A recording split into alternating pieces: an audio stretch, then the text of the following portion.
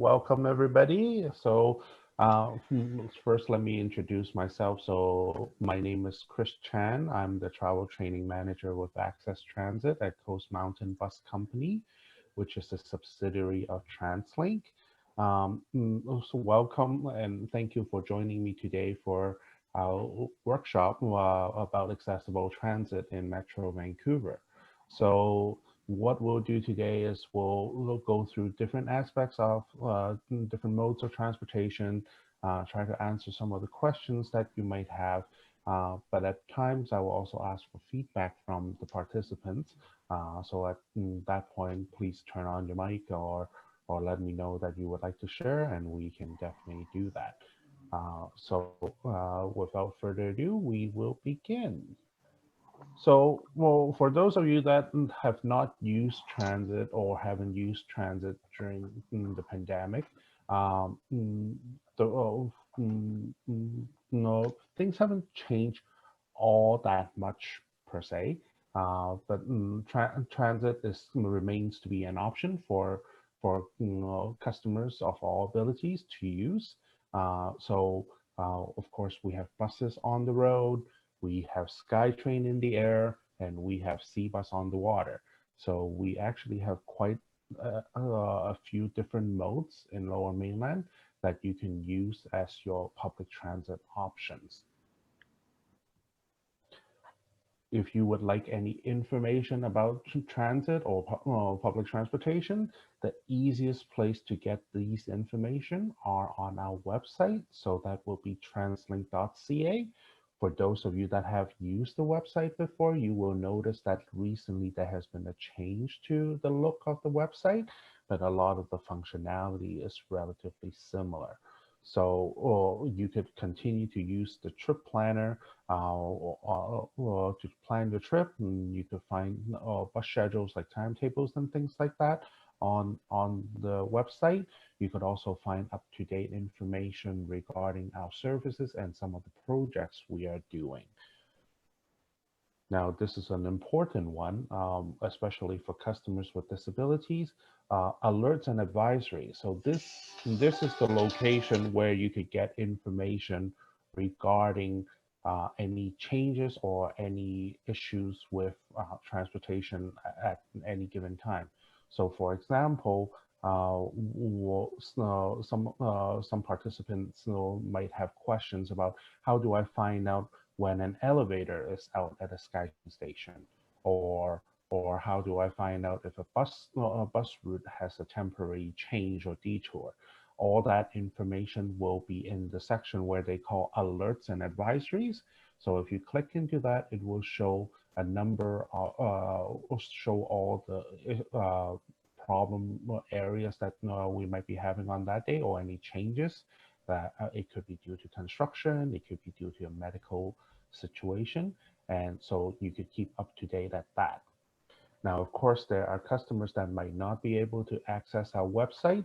You could continue to call us at our customer information line at 604-953-3333. That's the number to call if you have any questions, or if you have any comments or any suggestions. You are welcome to send us those anytime. Now, but I do want to walk through the trip planner a little bit, because some of you will notice that that is one of the biggest change we had recently. The trip planner now is based on the similar format as the Google map. So if you know how to use the Google map, you are pretty much all set. But one prime difference is that before, in the old website, you can actually specify the time or date that you want to leave right at the beginning. They moved that to a later step, and we'll walk through that right now.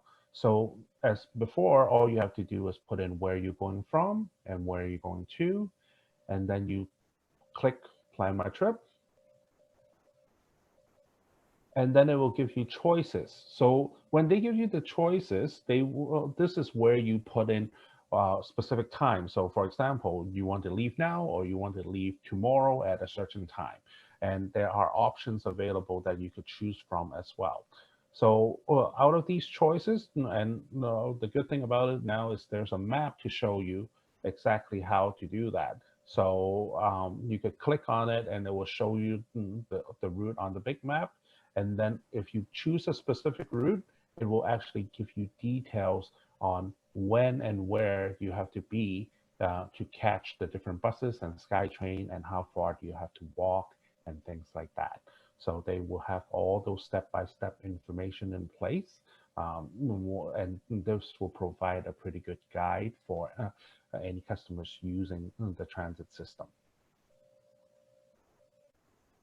Now, another tool that you can use is to find out when the bus is going to show up at your bus stop. This is a convenient tool for any customers with a cell phone that they can text. So what they can do is when they get to a bus stop, all they have to do is they send a text message to 33333, that is 5 threes. You send us the bus stop number to tell us where you're at, and of course the bus route number to tell us which route you're looking for. When you do that, you send that message. A few seconds later, we'll reply with a message telling you when the bus next two buses is going to show up, and that way it will give you a good idea on when to expect the bus.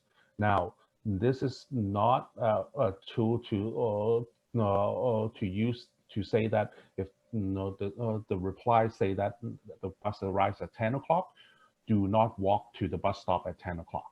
Of course, you want to give yourself a little bit of time to get to the bus stop ahead of time.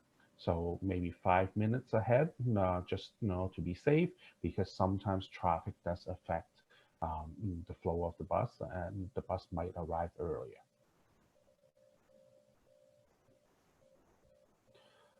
Now, for customers with in a mobility aid, or if they have difficulty with steps, all our buses are equipped with equipment to assist.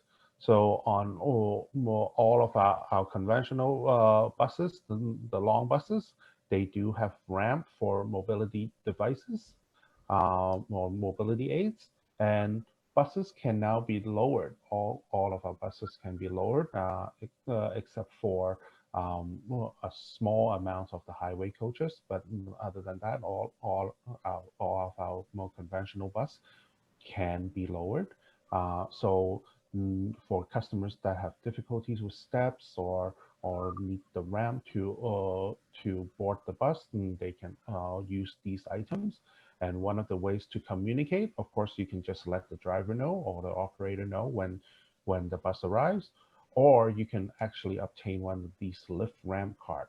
These are big lift ramp card that you could flash at the driver to let them know that you need the lift and ramp. That way you don't even have to say a word. You can just show it by showing the card, and they will deploy the ramp or the lift as necessary.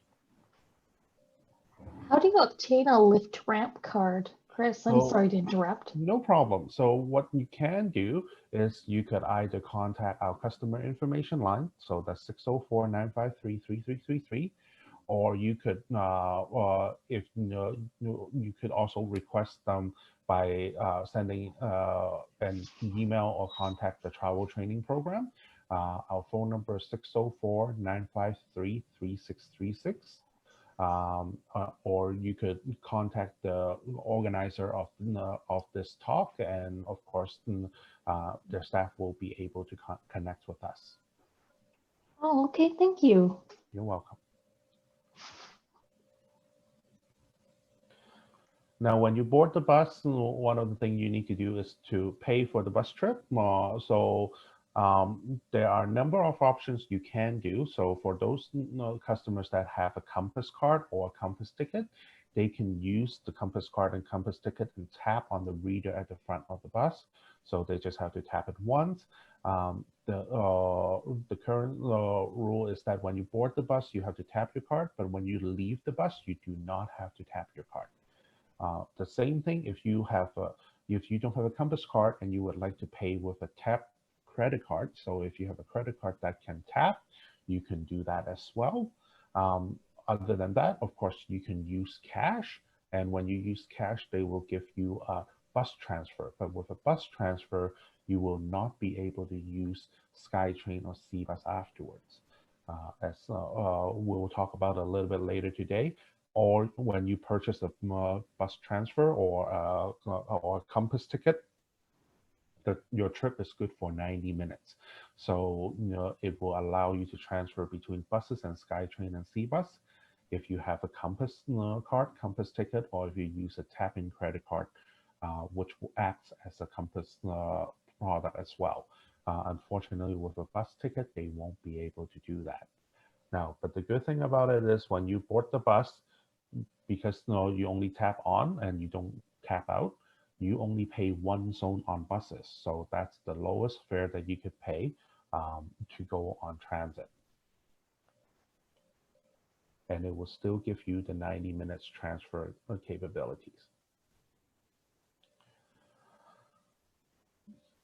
Now, when you board the bus, the first few seats that you will see are the priority seats. So the priority seats are designed for customers with disabilities and also seniors, pregnant women, and also customers in needs can also use these seats. One thing I do want to remind participants is that these are priority seats. They are not reserved seats. So that means that anyone can use these seats. But what we ask is that if you have the ability to share the seats with someone that is more in need, please do that when you are in these seats. And the important part about these seats are these are a few of these spots are foldable seats, which will, when they are folded up, it will allow for mobility aid to park. So there are, in regular circumstances, there are actually two spots on the bus, one forward facing and one rear facing. And when you're in the forward facing location, the driver will need to secure you with a seatbelt and securement to make sure that your mobility aid do not tip over or do not fall over.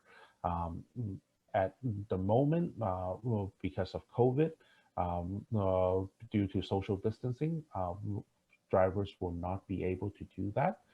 So at the moment, but customers in the mobility aid can continue to use the backward facing seat. So they can still use the one behind the driver, which is right over here, with the cushion in the back. So in an emergency situation, when the bus have to brake very quickly, what happens is, all you do is you might lean back towards the cushion. So that one does not require securement.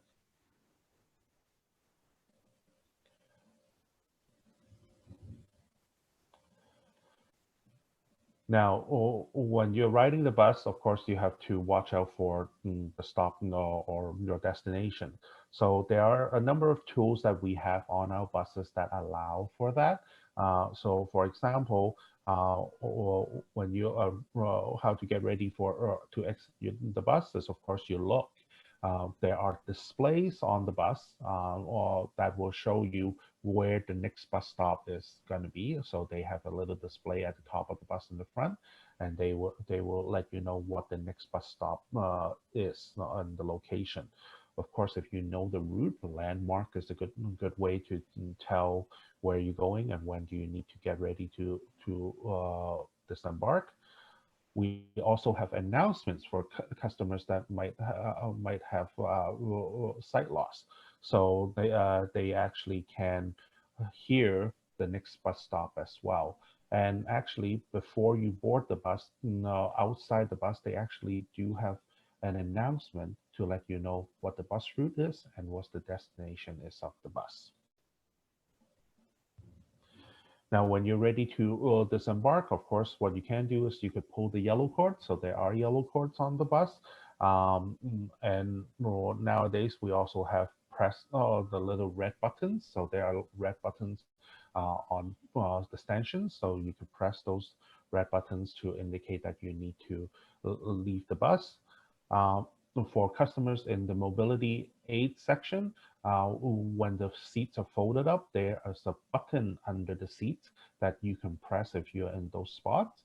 and they actually make a different sound to let the driver know that someone in the mobility aid location needs to disembark the bus. So that way they can provide assistance if necessary.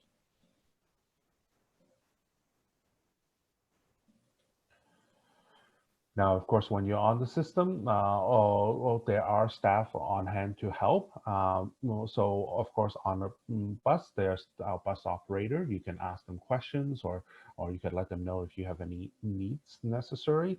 For those of you that have not been on a bus since the pandemic, there is a little bit difference to the buses.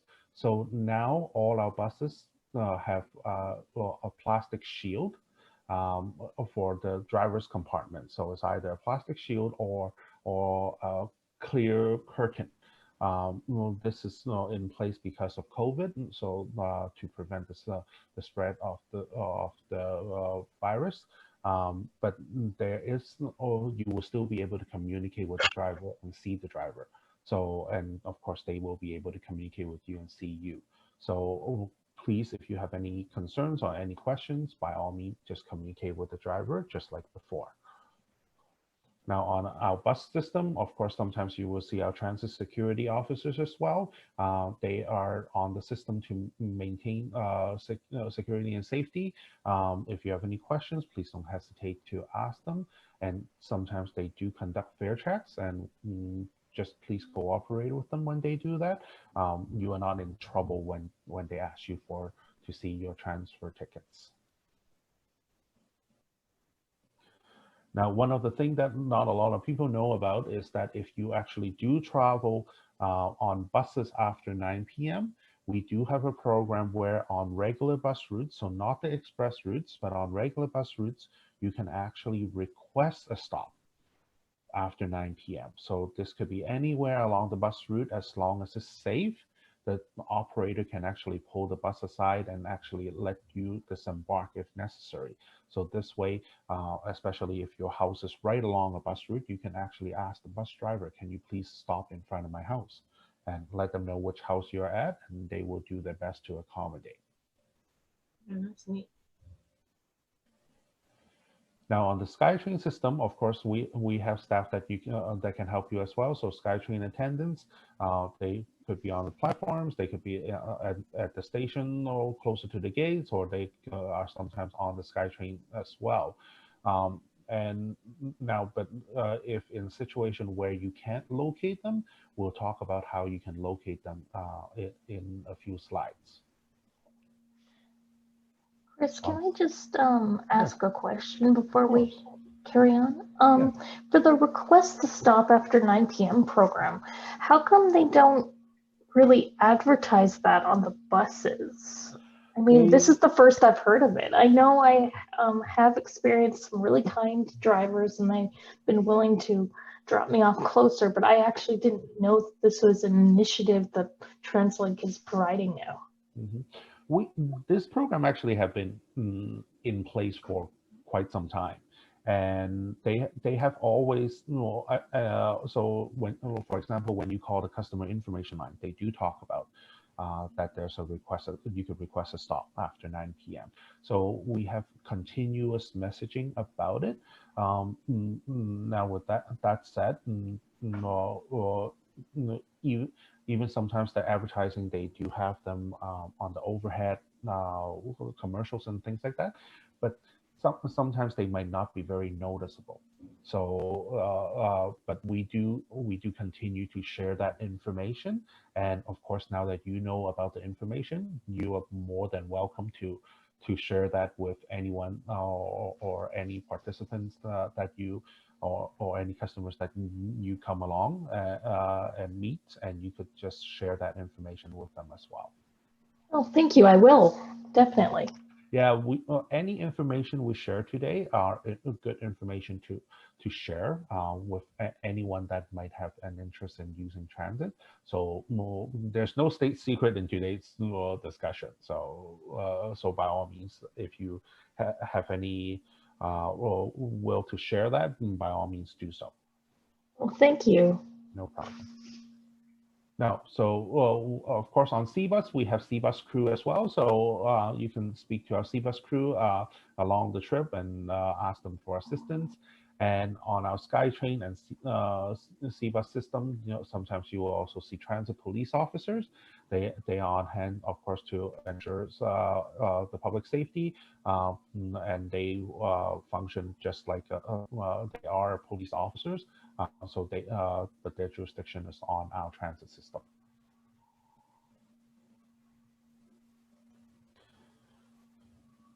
Now, I would like to quickly talk about Handy Dart and Handy Card. So for customers with disability, there are two different programs they can use in Lower Mainland. So, well, a lot of people is aware of the Handy Dart. So Handy Dart is actually a bus, the paratransit system. So it's the yellow white bus that you see going back and forth in Lower Mainland. For Handy Dart, it is for customers that have a disability that will not be able to use regular transit on their own. It's used to transfer customers to the destination they need. Now, well, there's a misconception that a lot of people think that Handy Dart is only for medical appointments. It is not. You can actually take it to go shopping. You could take it to go to for dinner or function. That is, of course, when pandemic is over.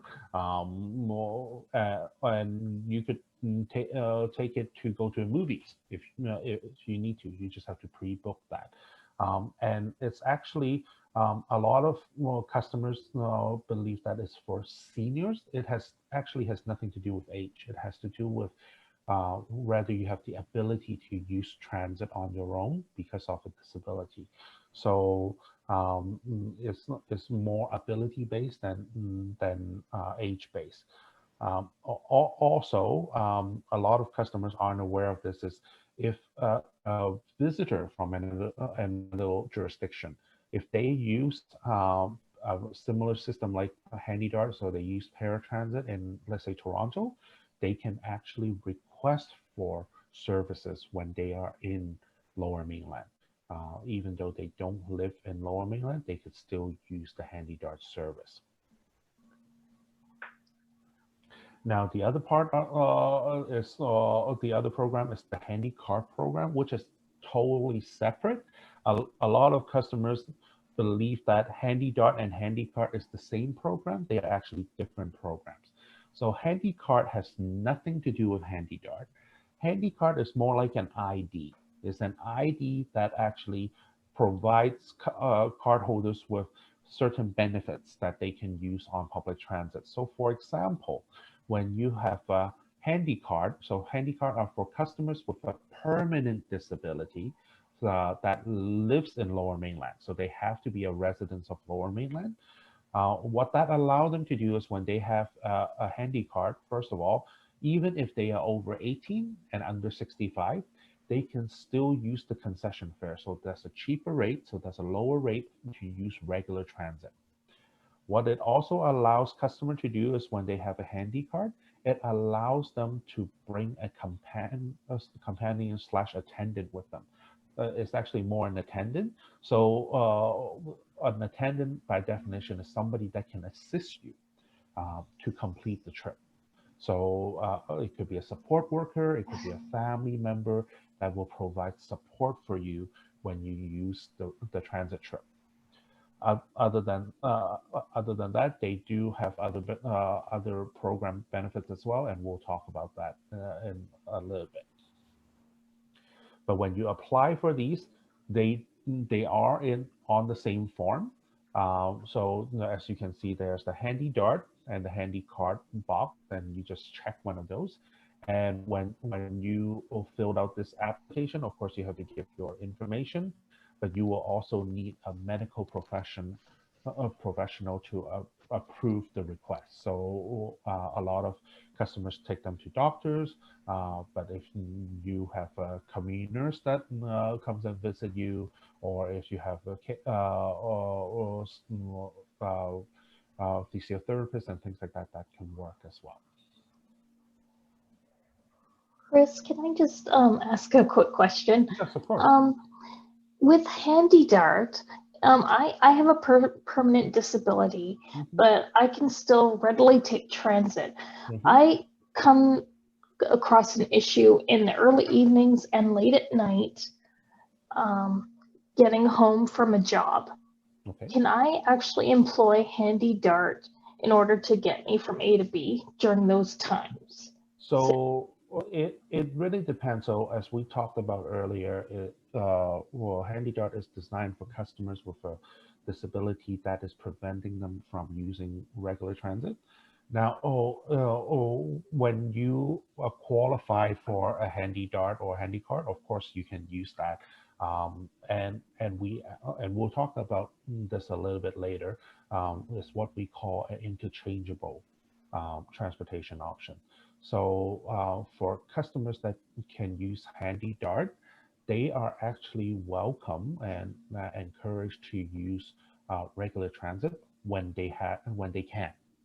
So different customers have different abilities, different situation that might allow them to take transit in some circumstances, but unable to take transit in some circumstances. So for example, in winter times when the floor are slippery, it could be for customers that might have balance issue that could become a concern to use regular transit. They might want to consider using Handy Dart at that point. So it really depends on the your comfort level and your abilities. But of course, if you already qualify for Handy Dart, so you're a Handy Dart customer, you can actually use Handy Dart as a mode of transportation to get to and from work. Yes. Okay, okay. Thank you. No problem. Now, with a handy dart, so let's talk a little bit about it. So, for handy dart works 7 days a week, early in the morning until midnight. But you actually have to pre-book your trip. So, for example, Michelle, when you need arrive from work, you might have to arrange up to 7 days in advance, all the way up to the day before. So, and all our rights are subject to availability. So at times that are not available, we might suggest different times, or we might, as I mentioned earlier, suggest a combination between Handy Dart and regular transit. So it depends on how far your trip is and what your destination is. If it's if because you said that you might be experiencing some difficulty with part of your trip. So if HandyDart can support you on that section of the trip, but add other modes of conventional transit to it, that might be an option for you as well. What customers need to do is of course, they book a trip. Sorry for the typo there. So they can book in advance, and they usually do a reminder call as well. So what they can do is they give you a call a few minutes ahead of the bus arrival, and actually on the day before, they also give you a call to remind you that you have a trip coming up. When you're using a handy dart, you're not using compass at the moment. So what you do is you are purchasing either a 1 month adult monthly pass. So on handy dart, they do use the adult fare instead of the concession fare, even if you have a disability. So if you need to purchase a monthly pass, what you do is you contact the Handy Dart dispatch, and you purchase a monthly pass with them, and they have it on file. Or what you can do is, if you do not travel daily, what you can do is you could purchase fare savers. So Handy Dart is the only system right now that still sell fare savers. So what you can do is you can take one of these.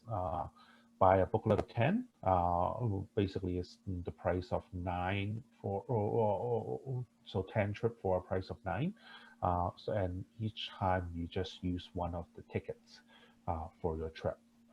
But of course, you can still use cash on HandyDart as well.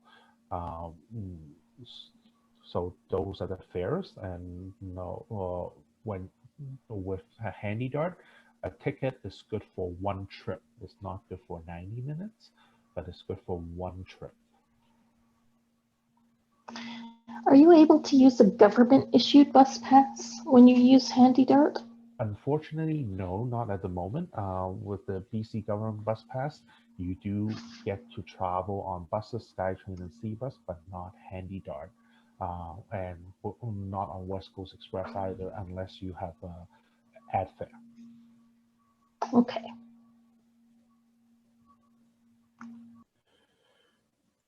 Now, so as we mentioned earlier, so you could use HandyDart to go home. You could go to the doctors, or you could go for dining or go shopping.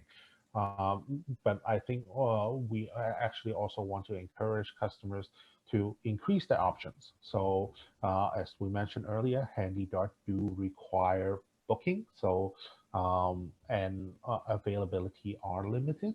So to increase your own options, it's probably a good idea, especially on more sunny days and good weather.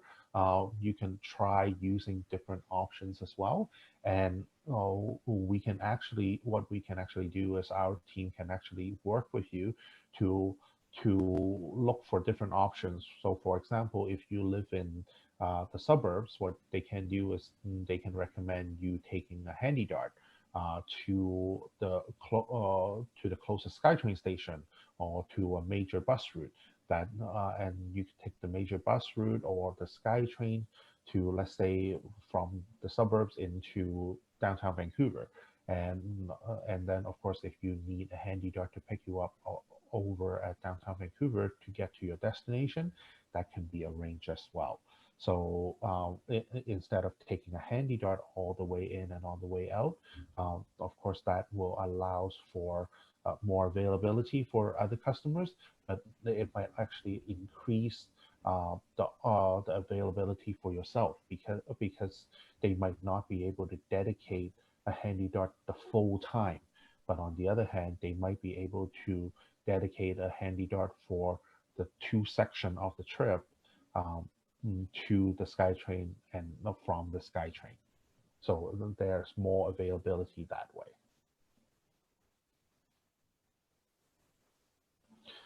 Now, so we mentioned earlier also for HandyCard is for customers with permanent disability, lives in Metro Vancouver, and require assistance to use transit.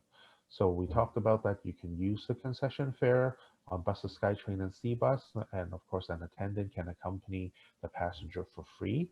The one thing that we didn't talk about was that customers that has a taxi, that's a handy card, they are eligible to purchase taxi savers as well. So taxi savers is like a 50% off regular taxi fare. So there is a limit that you can buy each month. So you pay $50 a month to get $100 value in taxi savers, and they don't expire. So you don't necessarily have to use it in the month that you purchase it. But we would also like to remind customers that even though this is an assistance program, it's not designed for customers to use it solely as their transportation needs, because as you can understand, taxis are still pretty expensive. So $50 of taxi savers are not going to last very long, especially if you use it on a daily basis. So it's highly recommended that you use taxi savers as a supplement to your transit options. So when no transit option is available or no other transportation option is available, you use the taxi savers.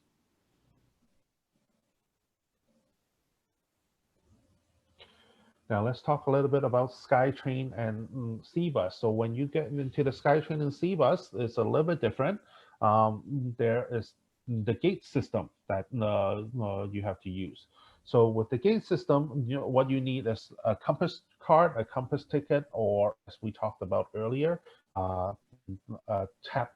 tappable credit card. As we mentioned earlier, the bus transfers that you buy from a bus, or for example, a handy dart fare savers, will not get you into the system because they won't be able to open the gates. So when you have a compass card or compass ticket or a tappable credit card, what you do is you approach the gate, and we suggest that you hold your compass card or compass ticket in your right hand. You will notice that the gates, most of the gates, they have a reader on the left and a reader on the right. We strongly suggest that you use your right hand because you would need to tap on the right hand side. So when you approach a gate, so let's say you approach this gate right here with the arrow, if you tap on the right hand side right here in the blue circle, the gate in front of you will open and you can approach and get in, and the gate won't close until you are fully across the gate. Now, but if you are approaching from this gate with the arrow and you tap on the left hand side, the gate in front of you will not open. Instead, it will open the gate next door because the reader that you tap correspond with the gate next to you, to your left. So in this situation, you might actually be stuck in the gate and somebody else might have walked through. Well, that way, you might have to wait a few minutes before you can tap your card again to allow you to get in. So, but we strongly suggest to avoid confusion, we'll just tap on the right-hand side wherever possible. Now we mentioned earlier at the Skytrain, you can actually get help from the Skytrain attendant. But of course, sometimes you might not be able to locate them. So if that's the case, there are different options to get help as well. So if you just need to ask a general information about transit, so for example, I'm at Metrotown. How do I get from Metrotown to, let's say, Lougheed Town Center? So what you can do is you can come to our Skytrain station.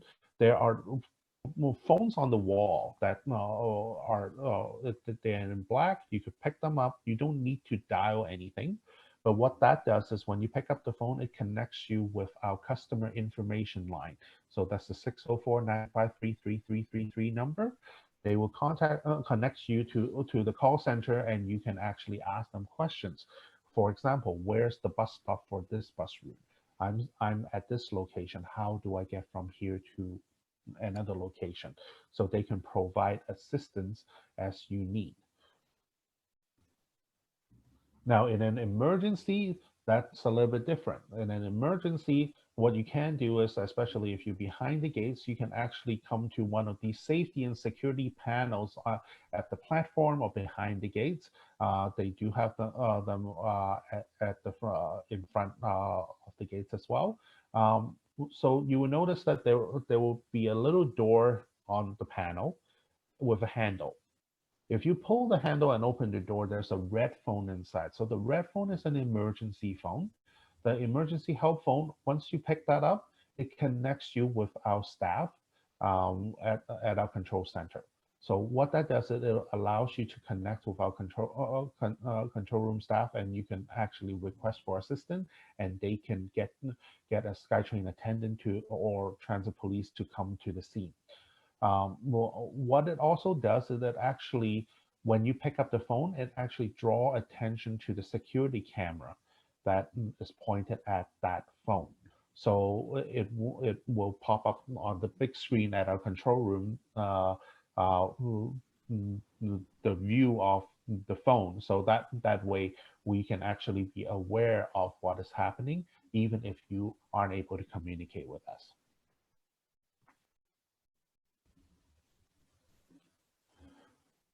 Now, but what about on a Skytrain? If you're on a Skytrain, there are different tools you can use as well. So for example, we do have the silent alarm. So on all Skytrains on our windows, you will see a yellow bar. If you press the yellow bar, there's no sound on Skytrain, But what it does is it sends a signal again to our staff at our control center, and that way we can deploy assistance to come help you. What it also does is when you press the yellow bar, it actually triggers the light. There's the light outside of the train, on top of the train, and it starts blinking. So the light will draw attention of our staff, so our staff will come in to provide assistance. Now, on our trains, there are also speakerphone by the door, so you can actually press the button, and you could speak to our staff at the control center, and you could request assistance that way as well.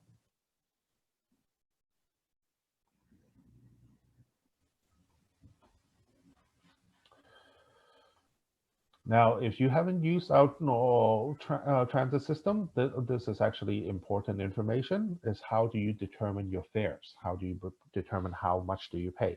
In Lower Mainland, we are still using a zone system.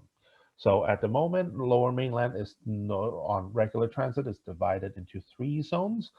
So there are 3 different colors. If you travel only in one color on Skytrain, you only, or Seabus, you only pay 1 zone.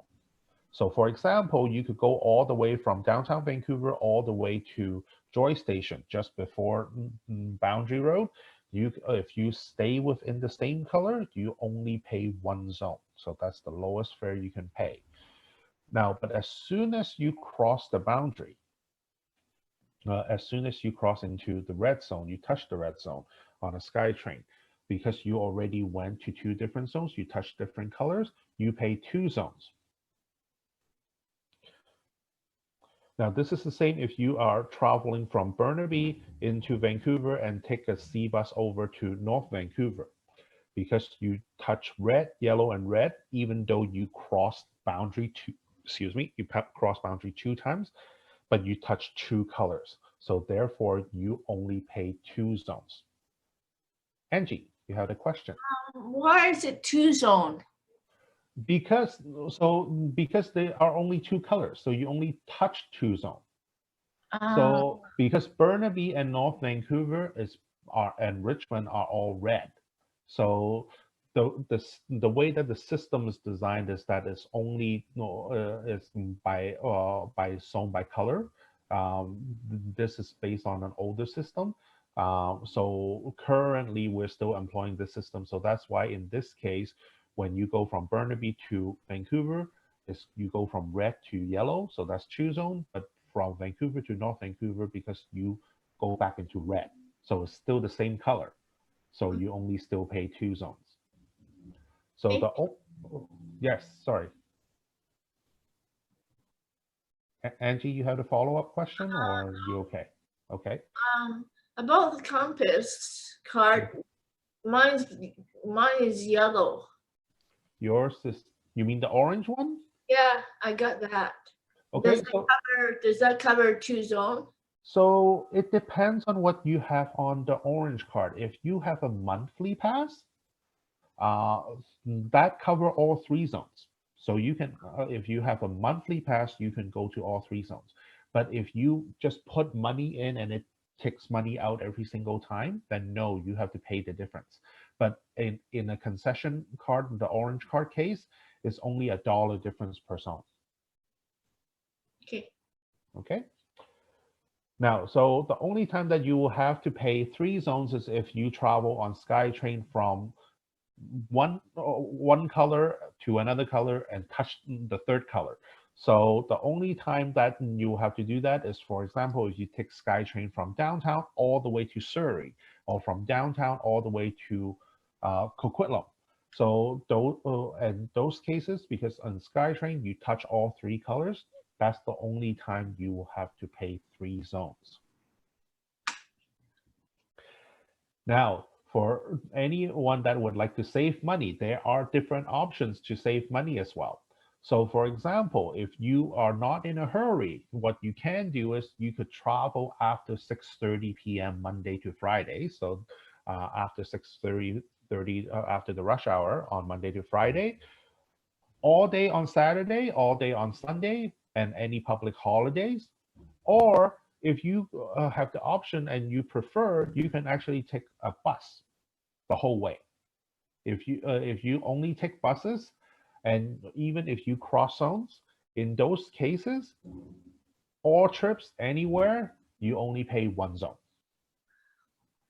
So those there are little different ways that you can actually save money or you could choose to travel at certain times, and that will save money. So especially if you are going on a trip that is non-essential. So for example, if you want to go shopping, you can go shopping a little bit later or go shopping on the weekend. So that way you don't have to pay the zone fares. I have a question. Yes.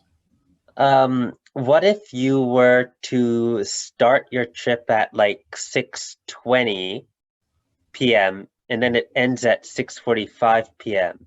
How much would you pay in that case? In that case, you would still be subject to the zone fares. As long as you start your trip before 6:30, you are still subject to the zone fare. Okay. Because they actually, with the compass card, they can actually tell when did you go in, right? So they the way that the rule is right now is if you start your trip before 6:30, it will still subject to the zone fare. But if you do it after 6:30, then you don't. Okay. All right. All right. Okay, so when you have a ticket, as we mentioned earlier, it's good for 90 minutes. So in 90 minutes, you could transfer between a bus, a Skytrain, a Seabus. You could go on and off and change to different modes as much as you would like in 90 minutes, as long as you get back on the last trip you need to get on. So that could be a bus trip, it could be a Skytrain trip, it could be a Seabus trip. As long as you tap your card before 90 minutes is over, so 89 minutes and 59 seconds, you can actually finish that trip after 90 minutes. So for example, if you go shopping in downtown, as long as you get back to the Skytrain station, don't run, especially in winter. But as long as you could get back to the Skytrain station and tap your card before 89 minutes, 59 seconds, you could actually take a Skytrain home if you need to. And that will be on the same fare. Okay. I'll answer that question from the chat afterwards. Is that okay?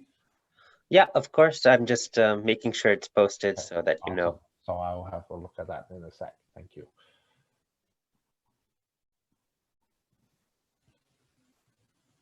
Now, so there are different compass card and compass tickets. So for example, most common you will see a blue card. A blue card is for anyone. Anyone can use the compass card or blue card, and you could reload, you could put money in it, and it charge you the adult fare, but it's cheaper than you using cash. Now, for customers with disabilities or children or seniors, they can actually use the orange card. So Angie was mentioning that. So an orange compass card. So with an orange compass card, you pay a cheaper fare. So you pay the concession fare. But what you need to do is you need to have a photo ID to prove that you can use that card. So for example, if you are seniors, you need to show that you have an ID to show that you're over 65. For customers with disabilities, you need to have a handy card. And also for children, or for school-age children, a lot of them do have a school ID that they can use as well. Now, of course, if you don't have a compass card, you might not use transit a lot. But I still strongly recommend anyone, if you live in Lower Mainland, even if you don't use it all the time, you can purchase a compass card, because that way it ensures that you have the tool you need to transfer between buses and Skytrain and Seabus when you need to. But of course, if you choose not to do that's okay. You can still purchase one-time use compass tickets at the Skytrain stations. So if you start your trip at a Skytrain station, you can buy a ticket at the machines, and that will still give you the right to transfer between buses and Skytrain and Seabus. And when you're done with those tickets, you just throw them away.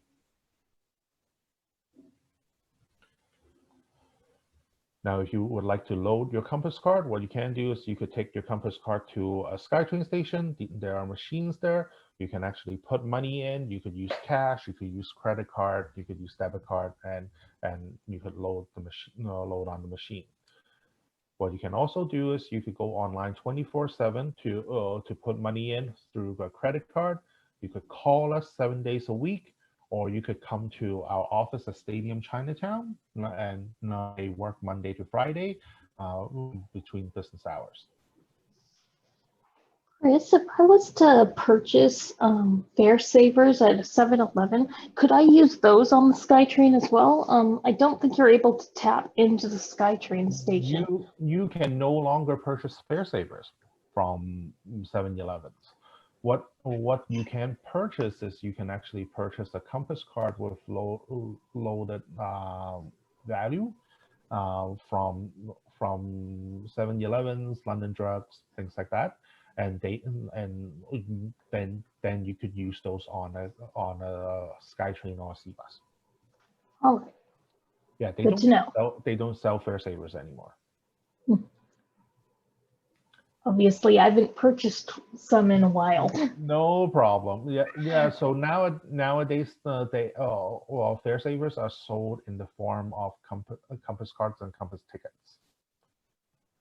So as an organization, you might the team might be buying Compass tickets to provide for customers or staff. Other than that, for regular purchase, you would be purchasing a Compass card with store value on it. Now, so another way to get assistance on transit is if you have a cell phone, what you can do is you can actually contact the transit police. There is, you can use our website, or there's a transit police app that you can download to communicate with our police, or you could text 877-777 to let them know if something is happening. To let them know what is happening, the best way to do it is to note the following information. The most important piece of information is if you could let us know what vehicle you are on. So when we say what vehicle you're on, we don't mean Skytrain, we don't mean bus route 10. What we mean is the specific vehicle number. So each bus, each Skytrain, they have a unique identifying number, usually at the front of the bus, at the back of the bus, and outside of the bus. So what you can do is, let's say something happened, or let's say you had a great experience, a driver was really nice and you want to give them a compliment, you can actually contact us, call us at the 604-953-3333 number, and you could provide us with this number. So in this case, in this picture, the bus number is 9473. So it's available outside as well. Give us the number, and then the date and the time, and of course, if you can, give us the location and details. But the most important thing is to let us know what bus number or what train number. That way we can actually find out what happened on the specific route at the specific time, and we can respond as needed.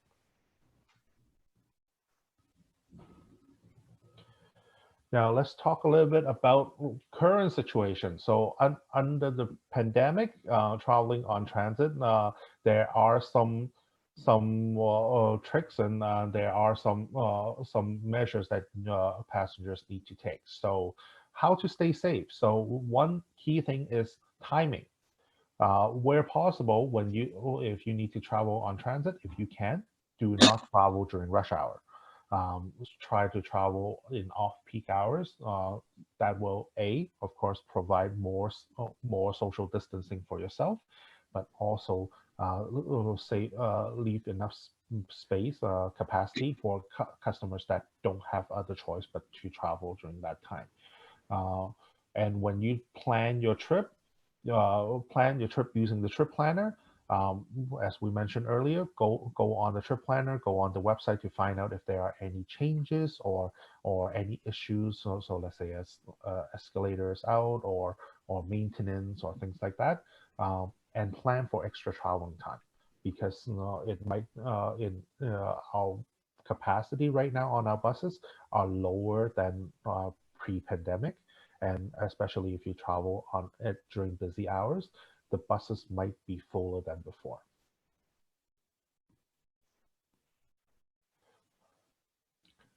Now, of course, where possible, keep your physical distancing from other passenger and transit staff. Follow our physical distancing markers. So you will notice that on buses, on Skytrain, even on the platforms, there are little stickers and markers to remind customers to keep their social distancing by reminding them where to stand and things like that. So that way, it's just a gentle reminder for customers to keep their social distancing. In some locations on our Skytrain system, we do have hand sanitizer dispensers in the system. But if possible, I also suggest for customers that can, if you have those hand carry hand sanitizers, bring those. So that way, even if there are no hand sanitizer dispensers where you're at and there's no place to wash your hands, you could still use those as well.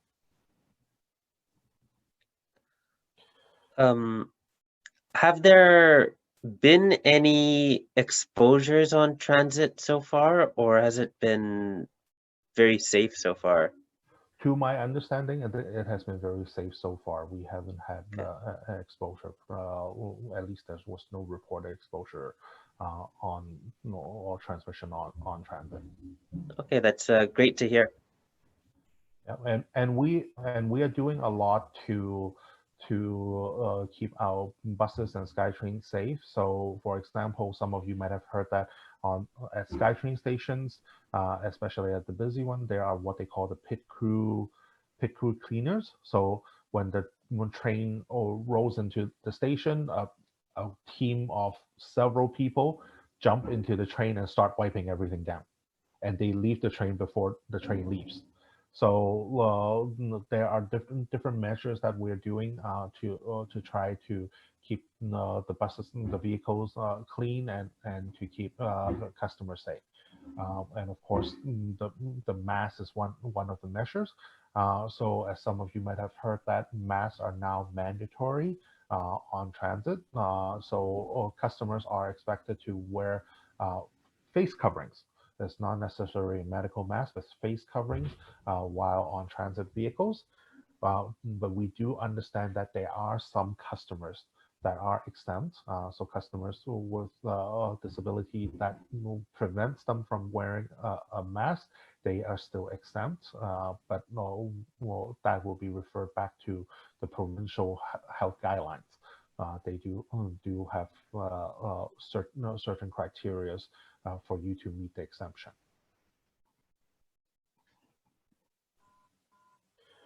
Now, another thing that we want to remind customers is, of course, to stay safe on transit. So especially in the winter season, when the road is slippery and things like that, there are a number of things we want to remind our different customers to watch out for. So, for example, don't run after a bus. So especially in outer areas where buses might not come as frequent as we would like. I know you would be really tempted to run after a bus when you see the bus approaching a bus stop when you're just so close to it, or just as the bus pulls out when you are arriving at the bus stop. But that's why we mentioned earlier, give yourself a little bit extra time. Always arrive at the bus stop 5 minutes early, so that way it's more way to ensure that you arrive before the bus does and board the bus if needed. Also, when you are on the bus, especially if you're not seated, hold on to something, hold on to the poles, hold on to the stanchions to make sure you're safe. Even if you are seated, also, if you can, also hold on to the pole or the handles if possible. If you need the ramp, or the bus to be lowered, please ask your driver. Well, so we talked about earlier that if you have the lift ramp card, you could use that, or if, of course, by all means, you could just communicate with the driver. Also, if you need extra time to get to your seat or to prepare to exit when you board the bus, let the driver know that. If you let the driver know that, they will do what they can to allow for you to sit down, and some of them might even provide some assistance. And of course, if you need a seat, especially in the priority seat section, please ask your fellow passengers nicely. As I mentioned earlier, they are priority seats, they are not reserved seats, so they are not necessarily reserved. But of course, if you need a seat, by all means, please don't be shy. Ask your fellow passengers. Excuse me. A lot of them, majority of them, they will be more than happy to assist if they have the ability to. But I also want to remind customers that not all disabilities are visible. There are customers with invisible disability that you might not be able to tell by just by the way they look.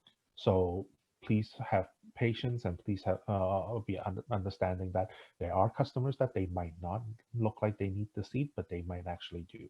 So it's okay to have a conversation, to ask them if it's okay for them to let you have the seat. But if they say no, I need the seat, there are other seats available on the bus and other customers that you can ask as well. Now, so even though during pandemic time, we continue to do a lot of work to improve our transit system. So a lot of the projects while during pandemic, they are still ongoing. So for example, we are right now doing the Burnaby Mountain Gondola survey. So it's an online survey. You can actually participate from November 23rd to December 14th, and you could go to the website to participate in that. Yes, Angie? It's 1 o'clock. I believe our talk is until 2. Is it? Yeah, but if you need to leave, it's okay. Leave. Yeah, that's all right. Thank you for joining us. Yeah. So if anyone like to participate in the Burnaby Mountain Gondola survey, you can go to the website and participate in that. And we have from time to time we do have public consultation about or engagement about our other projects.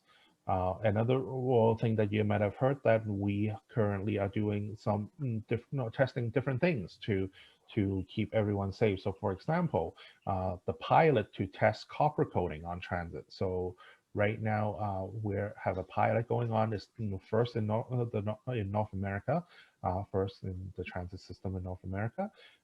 We are testing different copper products or similar products on their ability to kill viruses and bacteria. So there are a number of buses and Skytrain that we're testing different products on, and we will have results as we go, and see the feasibility on deploying these items further.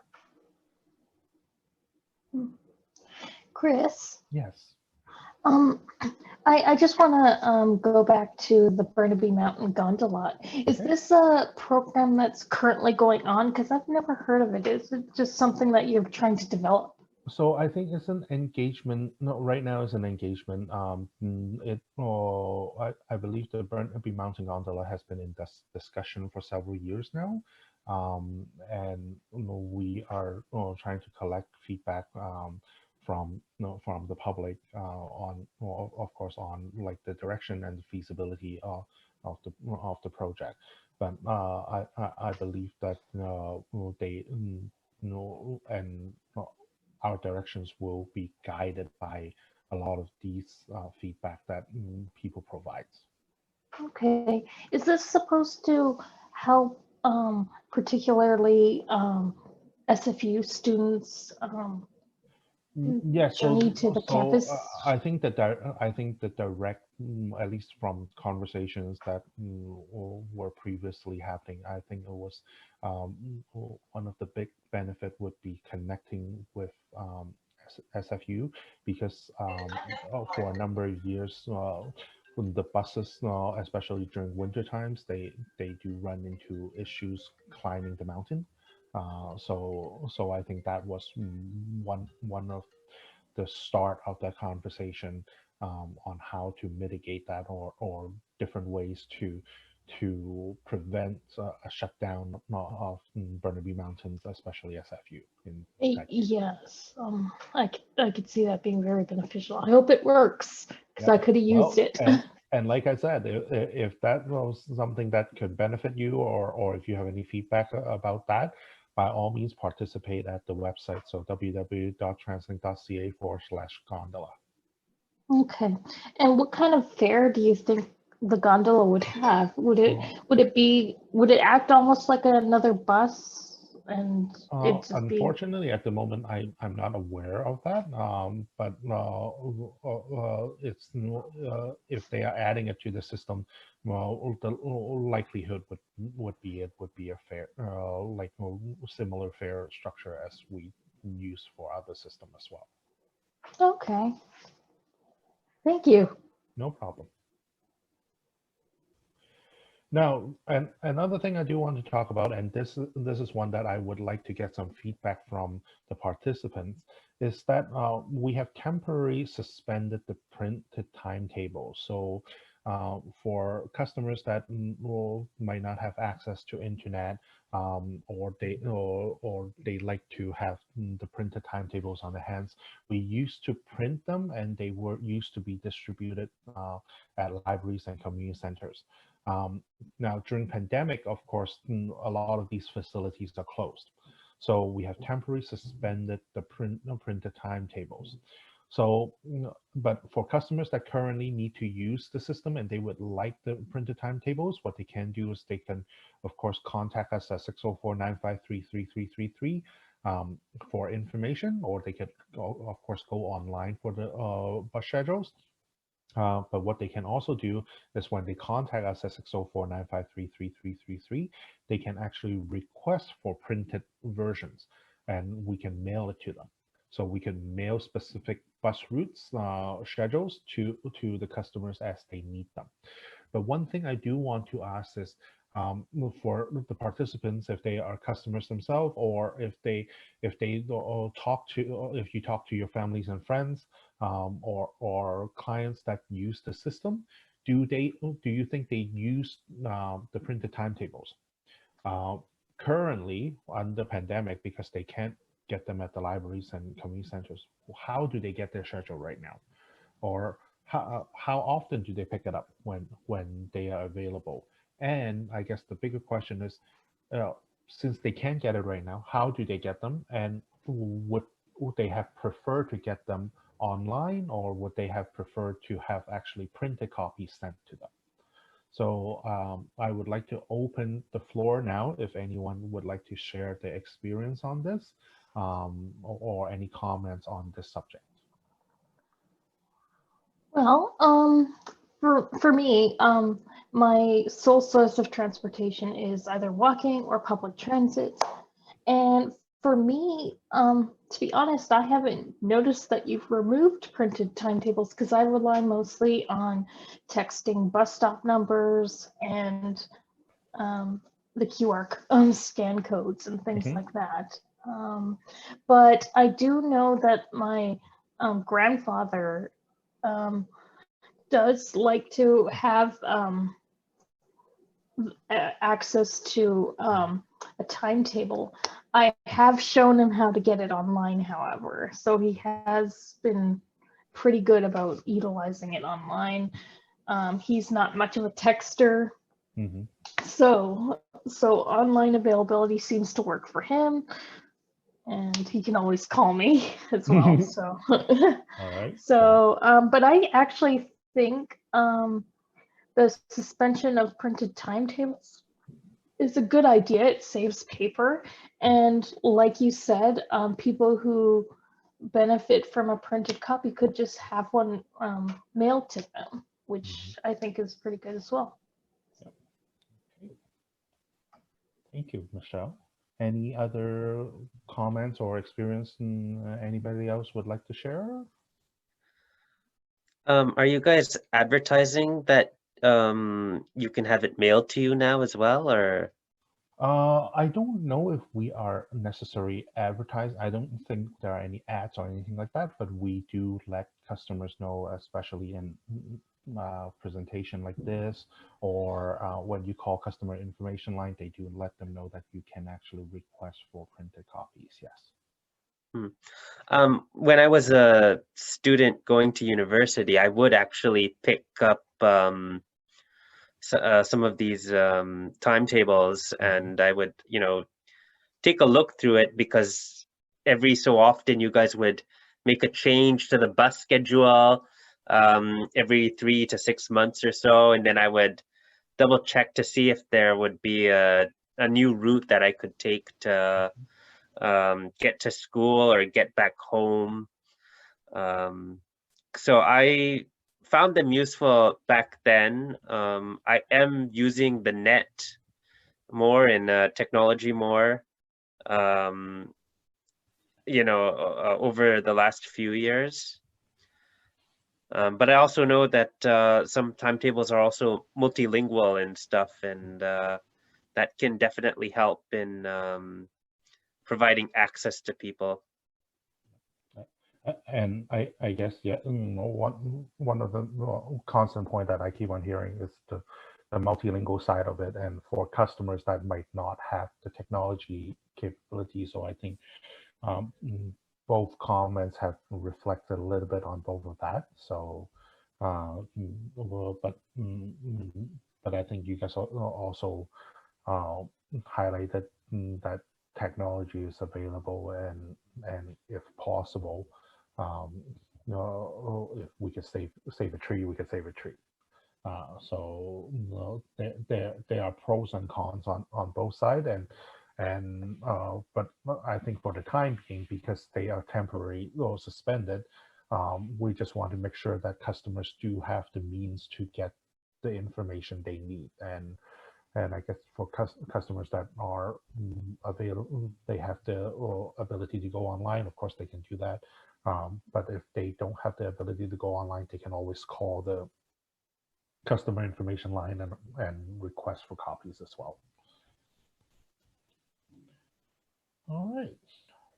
So thank you so much for those.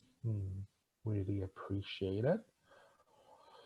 Now, beyond that, I do want to quickly talk about some of the new tools that we have available. So we have developed some tools online that customers with different abilities can use 24/7. So, and they can use it at their own pace to learn about our transit system. So, for example, one of the things that we have developed, and this is in a generous partnership with 3D Studio and also Autism BC, we came up with what they call a 360-degree virtual tour of a bus.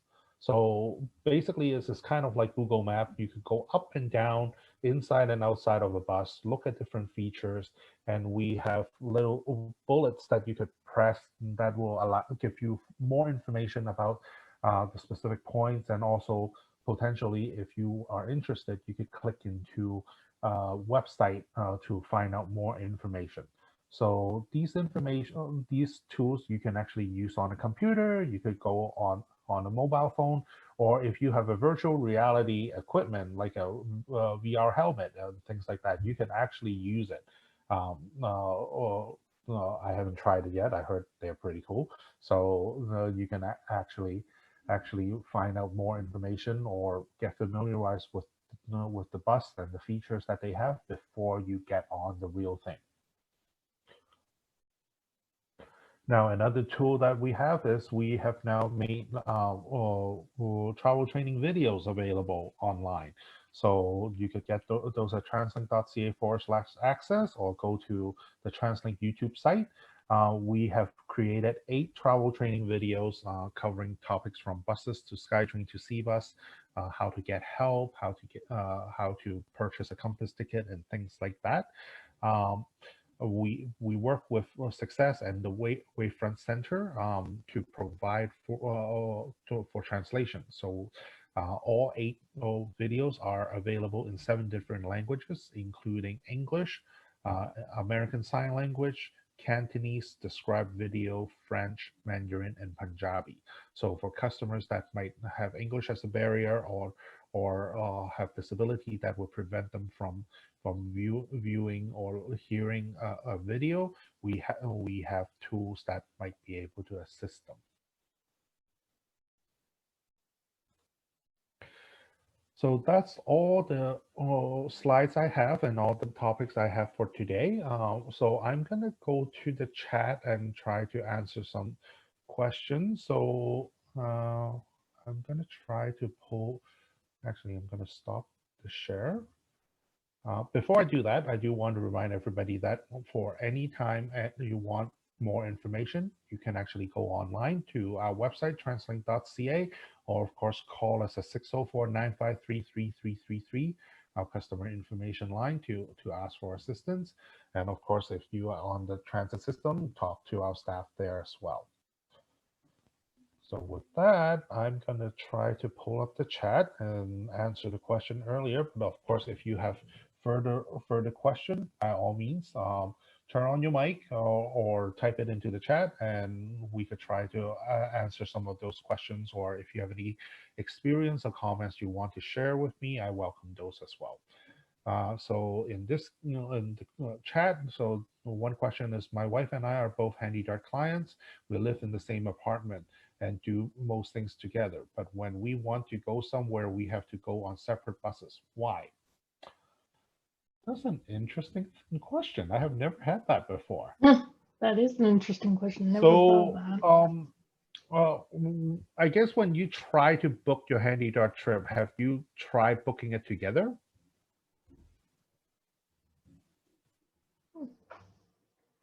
Oh, So the question was from Facebook. So oh, okay. Yeah, they're not on here. Okay. So I think a lot of times it's when you are booking a trip like that, because you will be talking to a booking agent.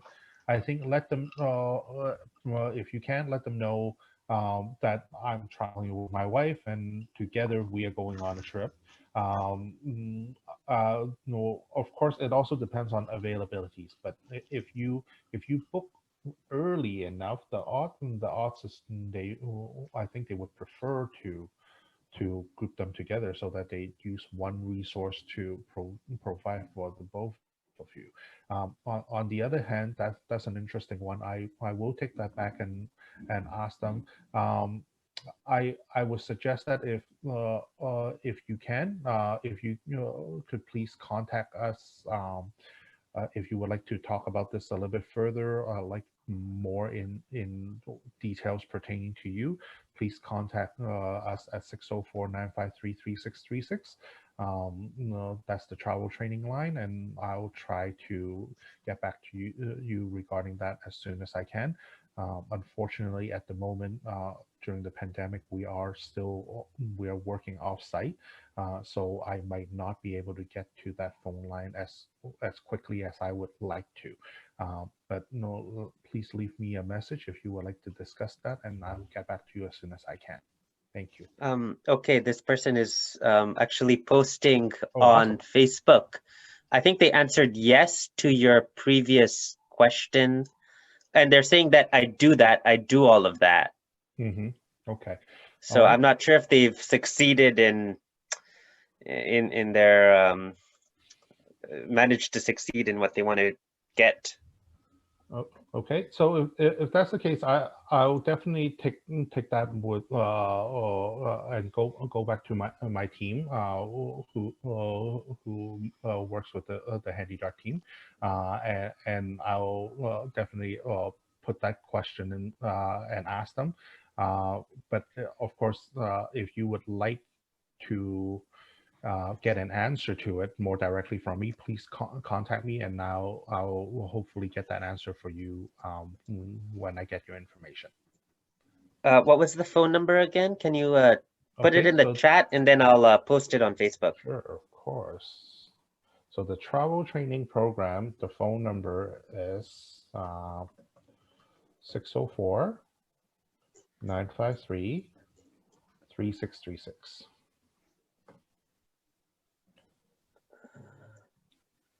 Okay, so 604-953 3636.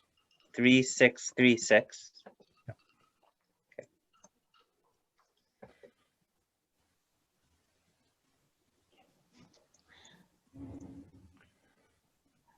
Chris, while we're waiting, I have a question about the West Coast Express. We didn't really touch on that. Yeah. And I don't know much about it. Is that part of Coast Mountain Translink, or is that a separate area? So that's a good question. So West Coast Express is part of our transit system, but West Coast Express is more a commuter service. So it unfortunately doesn't go back and forth all day. It only it's more commuter service to downtown Vancouver and from downtown Vancouver in the evening. And your regular transit fares do not include West Coast Express. Okay. So West Coast Express is actually a more like a premium service for customers that live in the suburbs and go to downtown to work. And it costs a little bit more. So that's why we don't cover that. But with the West Coast Express, they do provide service Monday to Friday. In the morning from Mission to downtown Vancouver, and in the evening from downtown Vancouver back to the eastern side of the region. And just during rush hour or all day? So it's during rush hour. Okay. During the day, your options would be taking Skytrain to Coquitlam, and from Coquitlam there are a number of buses that will take you to Maple Ridge and Pitt Meadows. Okay. And what is the fare difference? Unfortunately, I'm not familiar with the West Coast Express fare, but what you can do is, so on one of the videos that we talked about, one of them is on West Coast Express. And okay. If you go online, no, we do have the fares for West Coast Express on the website as well. Okay. Like I said, I don't know much about the West Coast Express. I am aware it's a premium service, so I think I've only taken it once or twice, but yeah, since I have you on the line, I might as well ask by you. all means. I'm usually the first one to admit that I don't know everything about transit. I mean, That's all right. I know a lot, and I'm more than happy to share what I know. Unfortunately, and that's the interesting part about my job is when I go to sessions like this, I always learn something new. So that keeps it fun. So that always keeps it fun for me. So I appreciate those. And by all means, if there are any other questions or suggestions, we are more than happy to hear them, and I will take them back to. If I know the answer, I'll answer them. But if I don't know, I will take those questions back with me, and so that I have those information in future sessions. One of my barriers to using transit is, like I mentioned, early in the morning and late at night. I used to work at BC Place during the games, and obviously during the pandemic, I can't work there right now.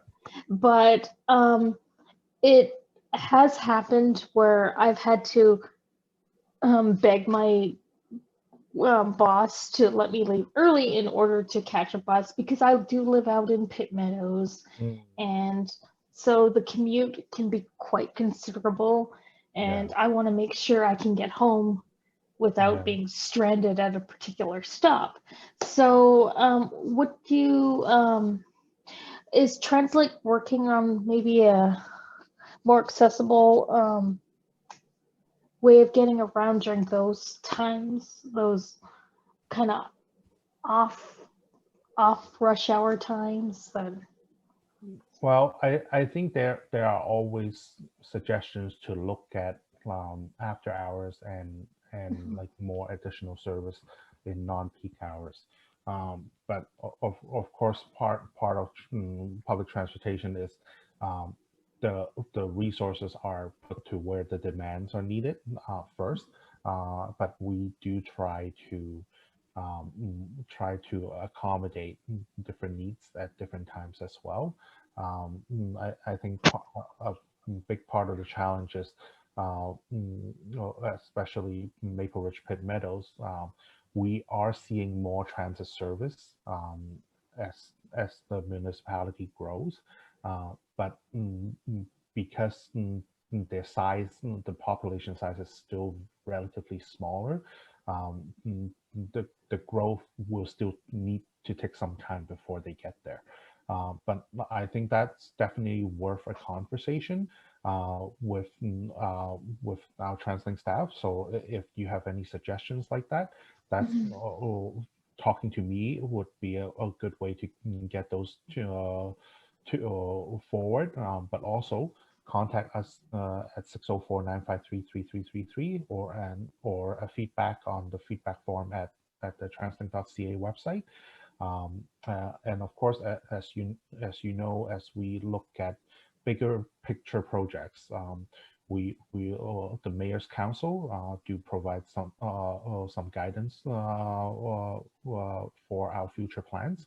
So talking to the local mayors might also be beneficial as well. Okay, great. Thanks. I'll be dropping them a line, I'm sure. Okay, I have one question. Okay. For the route planning, when I would go online and get access to a map, I would sometimes find that there are some inaccuracies that happen. Like I would choose my house and then I would pick a particular location, and sometimes they wouldn't come up with what I would think is necessarily the best route for getting to my destination. They would, they would choose a bus for me that would go to a Skytrain station that's farther away for my first stop. And I was just wondering if there was anything being done to help solve the inaccuracies. I think no, I kind of had an experience like that before as well. Part of the technology is based on like existing routes and existing roads and things like that. I did have an experience where somebody told me that for Port Moody Station, they try to look for a route, and the guy told them to take a bus literally around the block before they even get to where they need to go from the station, when they could have just taken a little hill to the road next to the Skytrain station. But I think in that case, the road was more like man-made instead of actual road. So it was more commuter just seeing a shortcut, and a lot of them do take that shortcut. A mapping app might not be able to utilize that per se. But with that said, if there are any time like that you feel that the information is inaccurate, maybe an option is to let us know. Give us a call and let us know. I think that there's some issue. They might not be giving me the best route or the quickest route for that matter.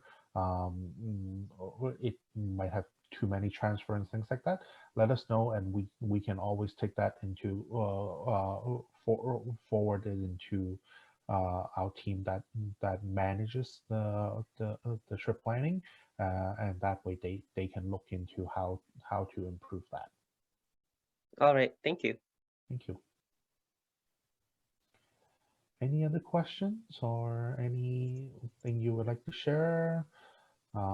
Anything from Facebook? Let me check if there are any updates on Facebook. Nope. I think that's it. Okay.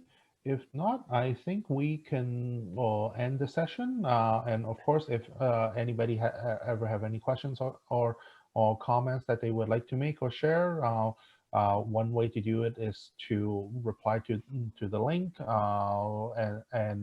and contact, of course, the Disability Foundation. They will have the ability to contact me or forward those comments to me, and I will take those and follow up with you if you provide us with the contact information.